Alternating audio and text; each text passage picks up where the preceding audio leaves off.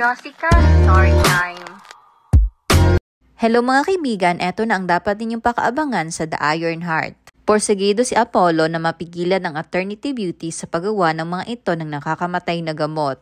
Sa kabilang dako naman, nagsimula na mag-imbestiga si Eros sa loob ng Eternity Beauty upang malaman kung sino ang traidor na nakapasok sa Tatsulok. Sinabi niya naman kay Priam na sa palagay niya kung sino ang pumasok sa Eternity Beauty ayun din ang nagpasabog sa chopper nito. Nagustuhan naman ni Priam ang ipinakitang gilas ni Eros at si Eros ang klase ng tao na may utak na kailangan nila sa Tatsulok. Subalit hindi ito nagustuhan ni Nero dahil nasasapawan siya ni Eros. Pinrangka niya si Eros na hindi niya nagugustuhan na pumapapil ito. Nagkainitan ang dalawa na humantong sa labanan. Sa kabilang banda naman, ipinaalam ng tiyahin ni Apollo sa kanya na nawawala si Leia at baka nakidnap na ito.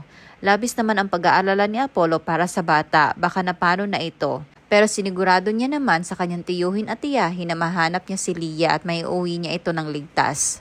For more updates, please don't forget to subscribe and like, and please hit the notification bell para lagi kang updated sa The Iron Heart. Yan lamang po. God bless everyone!